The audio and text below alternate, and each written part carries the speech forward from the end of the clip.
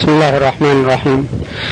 الحمد لله رب العالمين، والصلاة والسلام على سيدنا محمد وعلى آله وأصحابه أجمعين، أما بعد، فهذا مجلس الصلاة على النبي صلى الله عليه وسلم، تاريخ 26/7 عام 2002.